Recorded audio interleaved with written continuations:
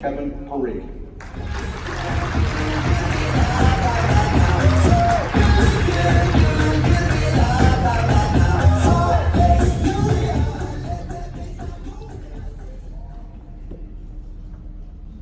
Good afternoon. We're going to talk a little bit about something that's been on our minds. It's been the undercurrent of all of our conversations, all of our strategic thinking, and even some of our fears. You see, digital singularity, as we refer to it, is this concept that when we bring technology and humanity together, wonderful things can happen. But there are really two competing theories here, aren't there? There are some, much more esteemed than myself, Elon Musk, Bill Gates, and others, the late Stephen Hawking, which took a position that artificial intelligence and even automation, left unchecked, could cause significant havoc and could even be the end of the world, the next digital nuclear bomb. And while I agree that that is possible, because all technology has a possibility of causing harm if not managed properly, I have a different view, a more practical one, around the case for humanity. And that's what we're going to talk about today. What we're going to talk about is how technology is going to drive the vision and the opportunity for the future. Now, the funny thing about the gentleman that I mentioned is that if they're right, then the world is over. If I'm right, we're all alive. So I figure I win either way. So digital singularity is the point where technological omnipresence and the human experience converge. We love that word, converge, in technology. But I'm going to explain what actually that means today. But let's go backward in time a little bit. Now, what we're looking at here is the phases in human evolution that make us different than every other biological being on the planet. You see, we have a relationship with this thing that we call technology. In the early years of human development, it was a master-slave relationship. And we talk about this in the book, Digital Singularity. It was a relationship where we took a physical thing, like an axe or a plow, we did something with it. But what happened? We might have had 100 people plowing a field.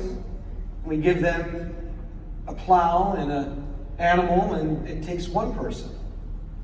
And the 99 others had nothing to do, or so we thought. At that instant, the perspective is that great unemployment would occur with the new technology. It went on with automation and the introduction of the automobile, conveyor belt technologies. It's been the story of man. And every phase, from the master-slave stage to the symbiotic stage with technology, which I'm going to talk about momentarily, we've experienced huge labor market disruptions. In fact, we've done significant study looking back at over the last 1,000 years. And we look at productivity and the equivalent of GDP, and we see this drop with innovation. And then, of course, what do we see after that? New discovery. Innovation, by definition, hasn't been invented yet. And therefore, for us, it's hard to see. And so what do we fill that lack of visibility with? Fear. There will be no more jobs, unlikely. There will be nothing for my children to do, unlikely. I will lose all my wealth, unlikely, right? So the symbiotic relationship, which is really synonymous with the information age, is the way that we've been working for the past 25 years. What is that? I have a cell phone. It's an extension of me. It gives me the ability to talk to somebody real time on the other side of the world. That device, along with PCs and applications and whatnot, have become extensions of us. That's that symbiotic relationship. We need that device. It allows us to project our humanity. But what's happening in Singularity? Singularity is the next phase which we're moving into. And so I hope to give you a peek into the future by looking at actual examples from today. So when we think about what we can do as technologists, we can dream again. Singularity is that point where we have technology surrounding us. What's the most obvious device? The Google device or the Alexa device. It's there. It's the computer on Star Trek that's in the sky. And you're talking to it, and it's listening to you. It's omnipresent. And what does that omnipresent technology have the potential to do? Free us from the device. You see, the symbiotic relationship and the master-slave relationship all have one thing in common with technology is a thing. When technology stops being a thing and it starts being there when we need it, intelligent, smart, available, we talk and it's alive. It frees us to do many more things, right? Imagine, today we go to a grocery store, right? I'm going to give an example of this with one of our clients, Kroger Foods. And what happens there, you go there, they already anticipate now what you want, right? So now you don't have to do that. The technology is omnipresent. And maybe even the bag's waiting for you, and you just pick it up and you leave. Or maybe it just shows up at your house. The journey to digital singularity requires technology prerequisites. What were the prerequisites of the master-slave period? The conveyor belt, I talked about the plow, centralized power and utilities. When we entered into symbiosis, that period, it's been mobile phones, PCs, email, all the extensions of us. Singularity are a new type of technology. IoT, cloud, blockchain, and others.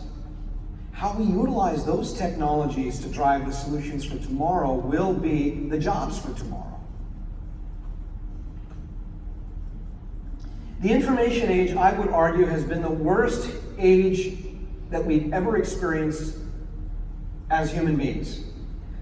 With instant and unlimited access to information, access to people 24/7, continuous communication, device addiction, we see it with our children, fake news, social everything, limited automation.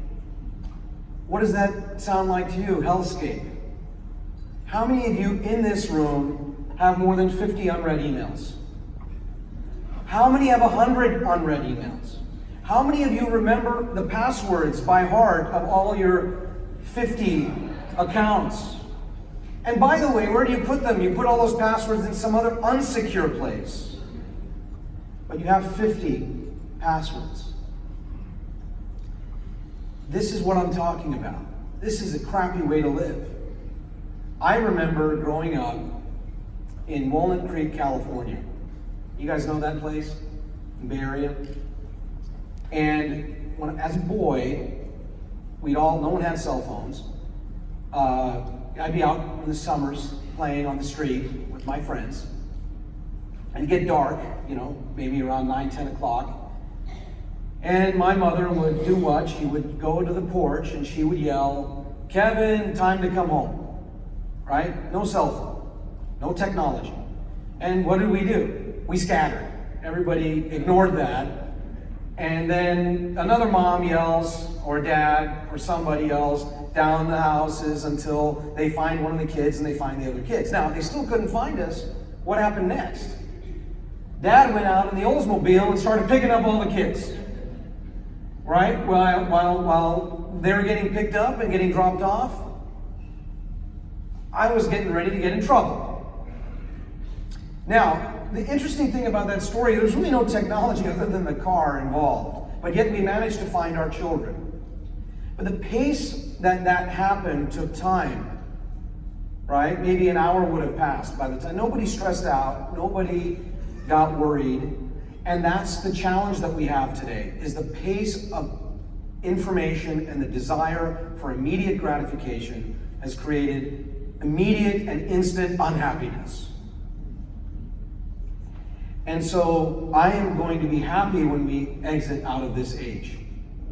You see, we must transform from this information age of incremental gains in thinking and go back to the giant leaps of old. I'm going to give you some examples. What is incremental thinking? Do you know the best thing that we ever saw was the iPhone 8 go to the iPhone 10? Can you believe we skipped a generation and 9 is nowhere to be found? That's incremental thinking. But that's what we've come to expect. We've come to expect that when there's a 2.0, there'll be a 3.0. And there's an N-1 and an N+1. Is that innovation? Innovation is breaking the mold. It's taking the technologies that we have today and doing some wonderful things with it. I'm going to give you a rubric today to do it.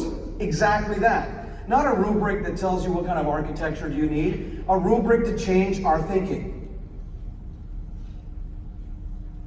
We've gone to be from innovators to upgraders as human beings.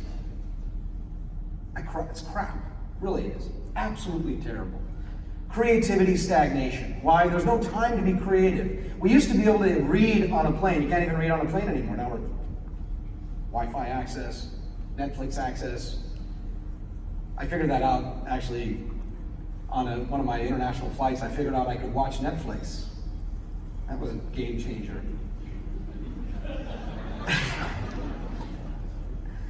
We must dare to dream again, and we will.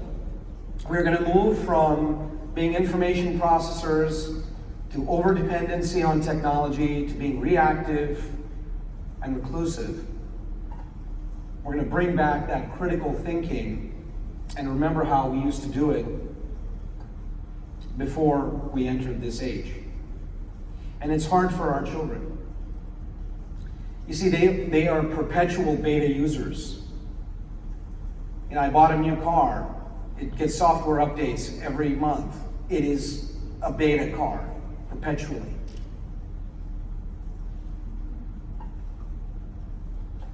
So where are the moonshots and giant leaps? 50 years ago, we traveled to the moon on a 4-kilobyte computer.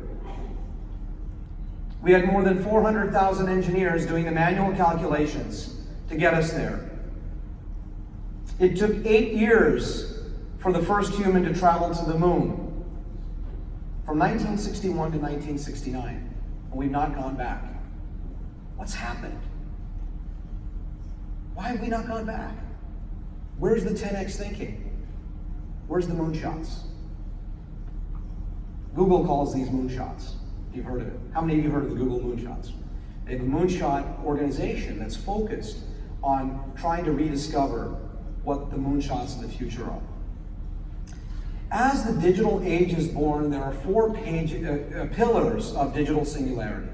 And we'll make this presentation available to you. Hyperconvergence, digital moments, digital twins, and augmented reality.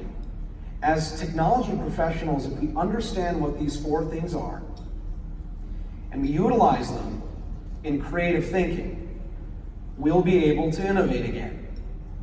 And so this is a rubric to help us with that. This rubric appreciates that the technology prerequisites of the digital age are already in wide use. AI, analytics, 3D printing, cloud, IoT, sensors. And as we use these 4 pillars to drive new innovation, there are new rules that are being created in this economy. Who's going to regulate the self-driving cars? Who's going to regulate the new genetic innovations? What are the human risks associated with those things? Or the new medications or procedures or robotics in healthcare? Many of our clients are in healthcare today, and there's innovation like we've never seen before. We saw the sad story of the 737 MAX. Who's going to regulate the technology associated with that? It's not the hardware that's the problem, it's the software. You see, we're entering into an age where all the technology exists. It's only our ability to dream that is driving the inhibition or the unlikeliness of achieving it. So let's talk about that a bit. We're going to dive into hyperconvergence. What is hyperconvergence? I want to tell you a story about the Toyota e-Palette. It was just introduced, actually, by Toyota, one of our clients, at the Consumer Electronics Show, CES. It's an interesting device. You can see a picture of it. It's like a little bus, looks like a little bus. It's a box, and it's completely self-driving, and it has a big screen on the side of it, and it can become anything that you need anytime. So one minute it's an Amazon delivery truck, the next minute it's doing ride sharing, the next minute it's transporting something else, or pizza, or whatever you want. And if it arrives to your home, you just walk up to it, you kind of interact with it. And the perspective that Toyota has is that this device of the future will actually replace modern transportation. Not very different than even Elon Musk's perspective. He's got a slightly different view of it. But the idea is that how transformative is this? And why do we call that hyperconvergence? Hyperconvergence is the concept of taking two independent technologies and bringing them together to build and create something completely different. I have a smart watch. Okay, we've had watches for hundreds of years. Is its use as a heart monitor today, for the first time, more important to me than the time that it tells? Think about that for a second. This has been the same thing for hundreds of years. Now it does something else. We brought two technologies together. Maybe we connected it to Wi-Fi, okay? And we created something completely different. Think about something simple like the smart thermostat. Most of us have a Nest in our house, right? How many of you applied for the rebate on your Nest? You get a $50 rebate if you put in a smart thermostat. You're all in IT. Nobody has a smart thermostat in this room? Of course you all do. What are you really signing up for? What you're signing up for is the ability of the utility to turn off your electric power, not electric power, but heating usage during peak times. That's what that $50 that you get back is giving them the ability to do that. Did you know that? How many people didn't know that? Yes, they have that power. And what is a smart grid? It's the ability to manage the use of electricity across an entire region. And by the way, now they can. And if there are spikes, they can start shutting people down. Now you can override it, and they do tell you that if you really want the heat up, you can override it. But what if you left the heat on and you walked out of the house? That smart device also has a motion sensor. It'll turn off. If it figures that you're not around, it'll turn itself off. So that's something different than just a thermostat, isn't it? Right? And that's what hyperconvergence is all about. Why is it so important? Why is Toyota's e-Palette so critical? Because it's creating something new that we've never seen. And that's innovation. And that's digital singularity. So look at this, some other pictures of how the same device is being used for shopping, for finding shoes that you like, as a storefront, or even as ride sharing. Let's talk about digital moments. This is the second pillar of digital singularity and unlocking that innovation. This case study is with Kroger Foods, a real-life case study. And they came up with they're one of our clients as well. They came up with something called Kroger Edge. Have any of you heard of this? Do any of you know what the most complicated thing in a grocery store is? And I'm going to tell you, because it's changing the price tags on the thousands of things that are in there. You got some guy or gal, and they're doing a label, and they're sliding it in. Oh, cut myself. They're sliding the price tag in over here. And can you imagine doing that consistently every day? And if you're not able to do it at the right time, then products spoil because you don't get the price down low enough and you lose the product and you lose money. So somebody at Kroger came up with this great idea. They said, we're going to install a band that goes all the way across the aisle. And from the home store, that is the headquarters office across all tens of thousands of stores, we can actually control the price. We're going to take it out of the shopkeeper's hands. And we're going to use analytics to be able to make sure that we have less spoilage and we can maximize revenue and apply the coupons and the discounts and everything else. And I met with them and I said, okay, cool. But you're sitting on an IoT device. Why aren't we using it for more? It's sort of a casual discussion that we had. I said, what do you mean? And I said, well, if I were to walk into a Kroger store, why isn't that device connecting to my phone, recognizing that I'm here, checking my smart refrigerator at home to see what I'm missing, building a list for me, and telling me what I should buy? Oh, that's coming in the next generation. Version 2.0. That's transformative though. And why do we call that digital moments? Because what I just explained to you is what we call a transaction within a transaction. The primary transaction is the price. We're able to dynamically change it. The secondary transaction is my ability to assess what I need at home and how this device is helping me optimize that purchase. And so when we think about everything digital, it must have a digital moment, a transaction within a transaction. There's always a second transaction that we're missing or a third transaction. And what do each one of those transactions, we call them transactions, but they're really moments, these digital moments. What do each one of them do? They generate more value. How many of us are thinking that way when we come up with new ideas, like this one? Augmented reality. The third pillar of digital singularity. Sony Corporation, also one of our clients, has come up with this beautiful contact lens that they've put patent on. And it fits into your eye. It's still in research and development. But the idea is that unlike virtual reality, which by the way Google is eliminating in their maps because they don't want you to be looking at your phone and die because you're looking at the map instead of walking and seeing the cars and the things around you. What they're doing now with augmented reality, the goal is that you can see what's around you, but you're getting new inputs. Look at this picture. Imagine walking down the street, it's 12 o'clock, I'm a little hungry, and my phone tells me, hey, you usually have pizza on Tuesdays, you're in New York today, but there's a pizza place right around the corner, you want to get one? Get a slice. Or, it's been a couple of hours since you've used the restroom, there's one right here, you want to take advantage of it? Right? So this is the interesting thing about what the potential of augmented reality when you combine it with a digital moment transaction and you combine it with hyperconvergence technology.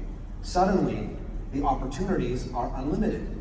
So what I'm, again, providing you here is a little bit of the words and vocabulary to use as we innovate. Digital twins. When I first introduced the concept of digital twins, it scared the crap out of people.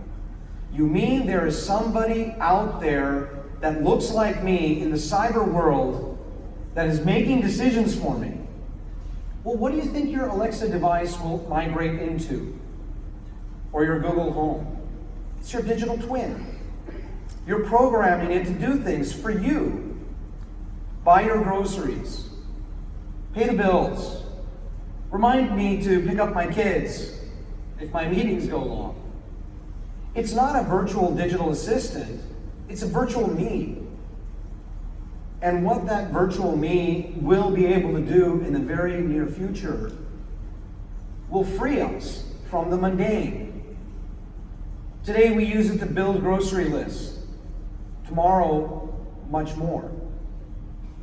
You talked about your passwords. how secure, when we talked about our passwords, how secure do we really think they are? Your digital twin in the future, very near future, will manage your relationships, your finances, your security, and social communities, work and school life, and purchasing transactions. I first introduced this concept 3.5 years ago, and people looked at me like I was drinking something or smoking something or doing something I shouldn't be doing. But today, people are starting to get it, because the 50 passwords that you have, or the 100 passwords that you have, imagine if I tell my device, I want you to change those passwords for me every 2 weeks, automatically. And I want you to bio-encrypt that so that, now I don't have to worry about someone breaking into my account because I've got a bio-encryption. And then you get a little bit worried that, looks like a lot of hacking is going on. So I want you to change my password every 3 days. Or how about every 5 minutes? Or how about every second? You see, the opportunities that we have in this, with the digital twin, our digital twin, is infinite. Imagine after we pass, now all of our passwords and activity is available to our trustees, because they have the ability to manage our estate, to connect with the things that we want to give our children, or carry out the things that we would like to be carried out.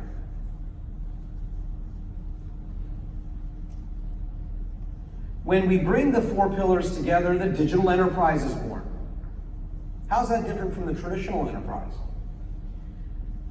Well, if you look at manufacturing, the traditional manufacturer, right, there was a supplier of raw goods, some kind of manufacturing process, some warehouse, distribution, supply chain, retail, and the customer. We made cars without knowing what customers would really want, right? Think about the Model T. Henry Ford said, I'm building the most innovative thing. I've got one car, it's going to be black, and we're going to give it to everybody. And everybody's going to like it because it's going to be easy to build, and if we make it all the same. Okay? Today, that's not what customers want in the digital economy. We want to control demand. So if you look at the digital value chain, it starts with the individual. I experimented with this online clothing app, which my wife absolutely hates, so she forced me to cancel it. Because occasionally the jeans that they sent to me were just a little bit too skinny. So the interesting thing about that is, I as a customer said, I want a certain type of clothing. This is what I want for myself. And the intelligence associated with that application started sending me things that fit me, okay? And it was personalized. And that's what the digital value chain is, starting with the customer. Today when you buy a car, how do you do it? You go online first, and then you pick the color, and you pick the design, you pick everything that you want, starting with you. And that's the big difference about digital value chains. Are your businesses B2C? Whenever I talk to a person that says, I don't have a B2C business, I have a B2B business, it absolutely drives me nuts. I had a conversation recently with one of my good friends at Qualcomm, and Mary, our CIO, many of you know her. She was chatting with me about how Qualcomm's a B2B business because they build a microchip that goes into every cell phone. And we don't want to be B2C because then we're competing with Apple and everyone else, and we don't want that because we want everybody to use our chips. Of course, lawsuits notwithstanding. So, interestingly enough, they're building a great chip that's going to go into a car. And Mary knows I'm telling the story because I oftentimes tell this one. And I said, well, that's great, but you have a chip in every car now. How does that change your thinking? And she says, what do you mean? I said, look, you can put a platform, software, subscription services on that chip. You don't have to compete with the phone you can offer additional services directly to consumer through that chip. So the digital enterprise value chain is changing how we all need to look at our businesses. So what I'm encouraging you to do is think, as Google says, 10x. And I challenge my team all the time to do this. The concept is, if I tell you, if your management says, I want you to cut costs by 10%, which is, it feels like they tell us every day, right? Every year, cut by 10%. Okay, you go back, what's the first thing you do? You go to your suppliers, you say, get procurement to turn the wheel, and then you say, cut by 10%. Most comply, and then later in the year, you yell at the suppliers because you say you're doing a bad job. What does IT do today? Not in all of your cases, but at least some component of it, is become a very large cost savings machine. Okay? That's not really very innovative. What if I told you to save 75%? And I don't care how you get there, but you have to get there. That's going to force you to break what you're doing. 10% you can still try and squeeze things down, but at 70%, 75%, you're going to have to move to the cloud. You're going to have to delete your applications. You're going to have to start. You're going to have to think of something completely new. And that's where the dreaming starts. And that's where the pillars come in. And that's where the innovation happens. Let's talk more about some of that 10x thinking. So Airbus, based out in, of course it's a European company, but their headquarters is in Virginia for North America. We do a lot of work with them. They've come up with this new personal taxi. I love it. It operates right below the flight line of commercial aircraft. Okay, so around 400 feet. It stays away from airports and whatnot, follows the streets. And of course, there's no regulation on this road. In fact, the regulation is behind. Just like with electric vehicles and self-driving vehicles, regulation's catching up. But their concept is, they're going to build this urban air mobility model. By 2030, 60% of the world's population will be living in these urban centers. How will we get along and get around? I live in Los Angeles in a town called Manhattan Beach.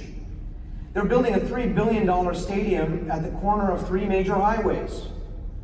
I'm convinced that when that stadium is built, I will never be able to leave my house. So this is highly innovative, and they're pushing it very fast. And Uber's responding right back. Is Uber an aircraft company? No. You've got companies completely different that no one would expect would ever compete. They are launching with Bell Aircraft. And they're building their own version of the competitor to this. And this personal mobile device will pick you up at your house on an application like your phone and take you directly to where you want to go. Pretty cool. I was at the UN Global Compact meetings last fall, and I had an opportunity to meet with some of the team that was focused on the redevelopment of the Caribbean. You see, every 5 to 7 years, all the infrastructure in the Caribbean gets wiped out with a hurricane and they build it again. They came to me and they said, how do we fix this? We've got an $800 million budget, World Bank's chipping in, and that's just for Dominica, like a small place. But this is going to cost trillions of dollars. And I said to them, you know your problem is every 5 to 7 years you got to rebuild. Every country seems to want to have their own data centers in these flood zones. Why don't you break the mold? Where's the 10x thinking? I said, what are you talking about? I said, the answer is right before you. We're going to lead 5G. We're going to put 5G in there. And copper and everything else is going to be redundant. All the fiber redundant. And he says, but that's crazy. How do we not have hard lines? I said, you don't have them now. Half these islands are still not connected. So let's do the 5G leap. Because through 5G, we can actually maintain our data off-site. The speed and power of 5G will give us the ability to maintain all of our storage and everything else in a cloud, maybe the Microsoft cloud or Azure or AWS or Google, whatever. And they thought for a minute. And I said, you could probably use the same budget that you have for one country across the entire region. And suddenly, the light bulb started firing. You see, the excitement about the opportunity before us is not magical. It is just right before us. People are not willing to make the obvious choices.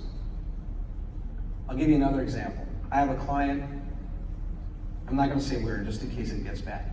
I have a client, and this client told me that, we're still operating in a Windows 7 environment. My goal this year is to move us to Windows 10. Does that sound like incremental thinking to you? Okay. But I don't think my team can really take Office 365. That's a big leap for them. We're going to move off our Exchange, and we're going to move to Exchange in the cloud. I said, how's that different than Office 365? And they said, and we're going to put everybody on a thin client, because I don't think they really know how to use a laptop anyway. And I said to him, listen, make the leap, whether that's Google email or Microsoft email or whatever it is. Make the leap. It's not a big one, it's a baby one.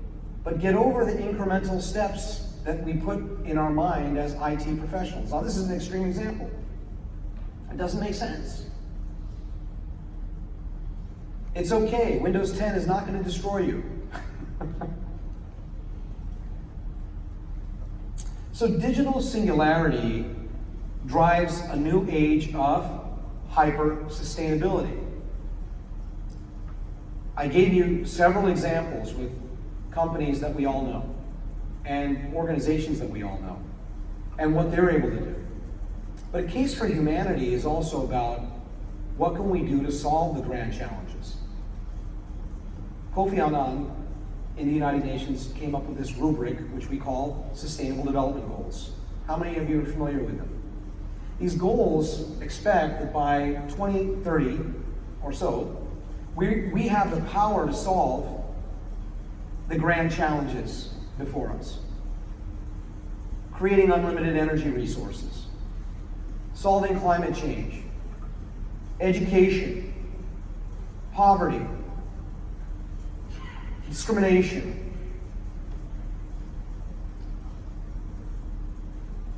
I have to tell you that when I heard it for the first time, following the Millennial Goals, which this became the new branded version of, I was optimistic, but not really convinced that we could get there by 2030. But today I am. You see, what the digital world is giving us for the first time is the ability to do things with technology that we could never before. We are only limited by our own ability to dream. Hyper-sustainability is the concept of applying the 10x thinking I discussed to solve grand challenges. And through individual innovation, enterprise disruption, and government transformation, we can make moves on this, and we already have. How will the world change in 2030? Well, we'll have barrier-free access. What does that mean? Everybody can access everybody. Well, we had that in Y2K. But now, barrier-free access also means the ability to work cross-boundary. Any individual, regardless of economic and social status, has access to the global economy. Finally. Democratized egalitarianism. It's a big phrase. What does that mean? Individual voices are magnified and social movements are born. An example of that is the Me Too movement. One person says Me Too, social movement born. Born. Donald Trump, our president, gets on Twitter tells everybody what he thinks. One voice impacts policy in a way that no one could have imagined. He then talks to somebody over Twitter, and they engage with him. Think about that. I grew up in a world where I could never think of engaging directly with the President of the United States. I land on my airlines, I'm not going to say which one, and it's a hard landing at LAX airport. And I get on my Twitter and I say, CEO, American Airlines, I'm CEO of Avasant. Listen, I had 10 hard landings, same flight, train that pilot, exclamation mark. Next thing you know, I'm getting a call from the CEO of American Airlines in his office. And, oh, I'm so sorry, Mr. Parikh. Okay, I didn't do that. I have employees that have done it, and I've asked them not to. The point is that's what democratized egalitarianism is. When we run our businesses in this new world, we need to understand these new realities, because these are the rules of business. It's a sharing economy. Skills, resources, and capabilities can be used after hours, cross hours. I'm going to give you an example of the Hyperloop transport company. That company is completely crowdsourced. They're building this Hyperloop transport train. If anyone knows about it, it's a tube. It's airless, and they're firing bullets through it called trains. Those trains can hit beyond the speed of sound. Okay? So why is that remarkable? Well, the technology is not very remarkable, but how it's being built is remarkable. All crowdsourced. Very few employees. And who are the people that are designing this? And what are they getting in return? Well, they're getting stock. They're not getting paid. Well, let me tell you who they are. They're the Northrop, Boeing, and engineers that you employ because, let's say, they're your people. And they're moonlighting on you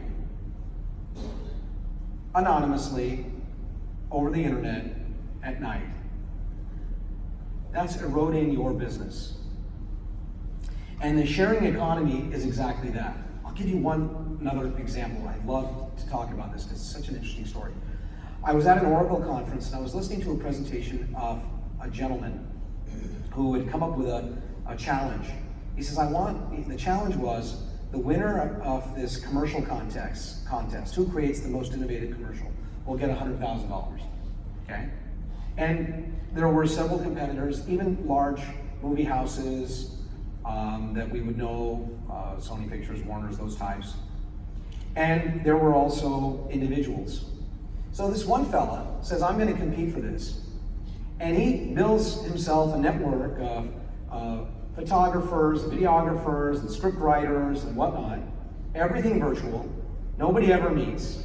They share information over the internet, they talk on Skype, etc., and they win the contest.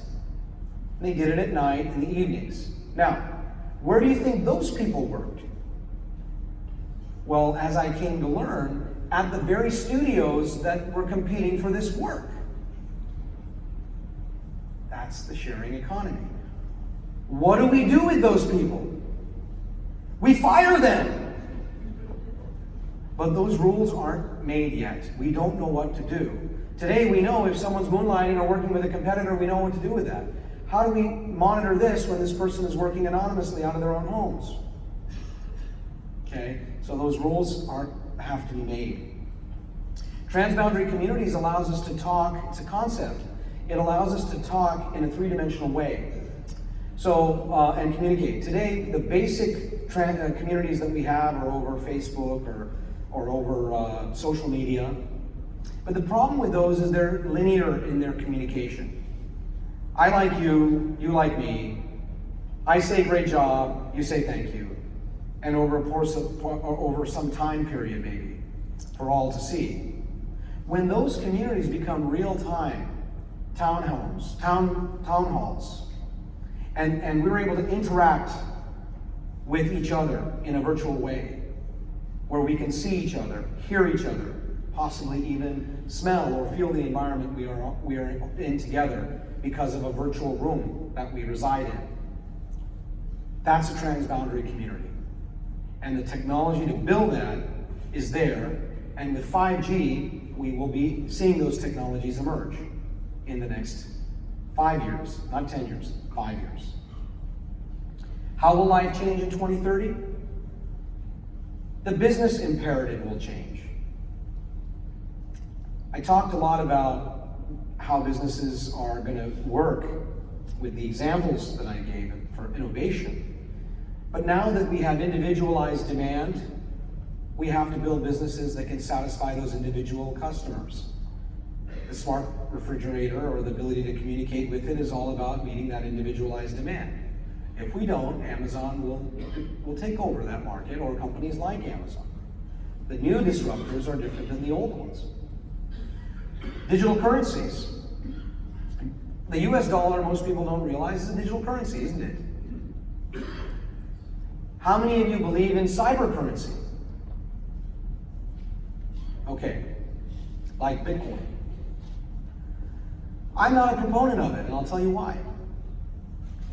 Because most of the transactions happening on those currencies are illegal.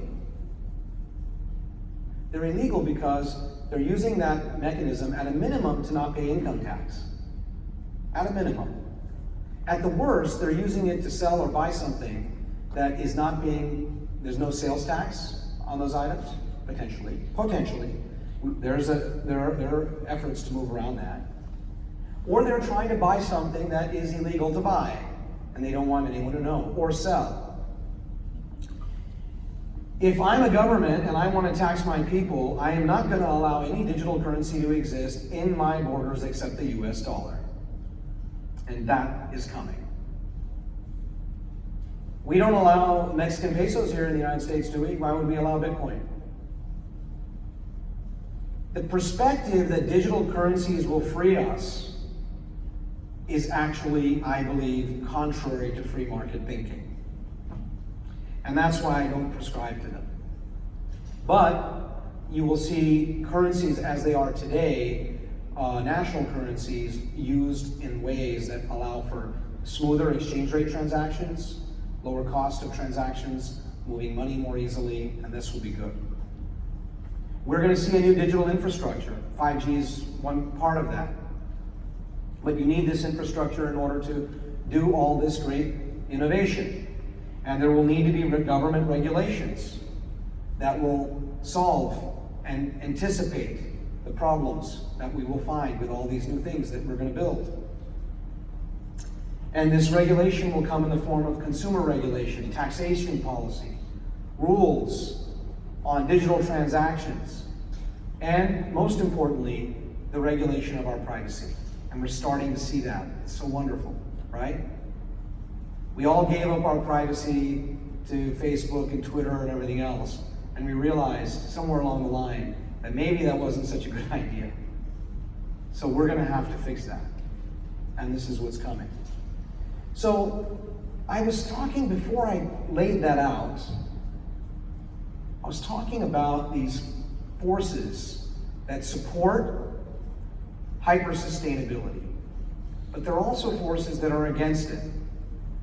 Before we can solve the grand challenges with technology, whether that's through solar farms or that's through some type of transboundary trade or technology strategy to eliminate spoilage in the supply chain so that we can bring food to people more easily, and we can eliminate the cost of transport through maybe a new Hyperloop or something of that nature, we have to understand that there are some forces that stop us from doing that. The one that is obvious is this concept of incrementalism, right? Not having the 10x thinking. But global conflict, fake news, borders versus globalization challenge us.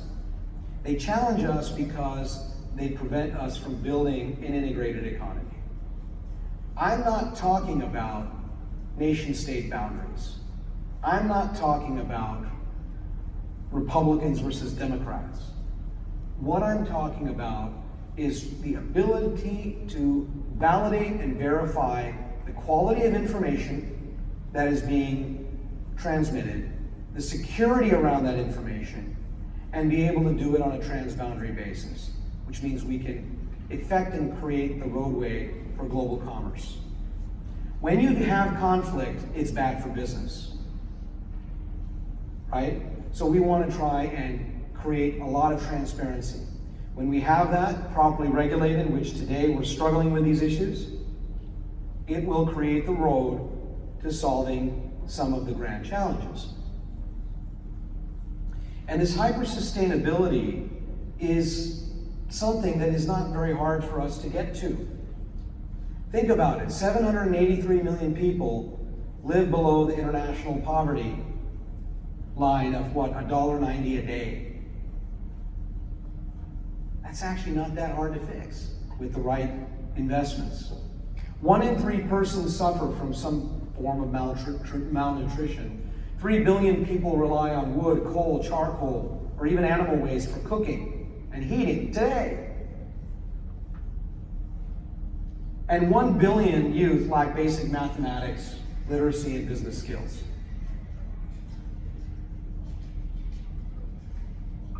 When we look at these, what we see as very big challenges, we recognize that simple technologies and analytics can optimize many of these issues, if someone cares.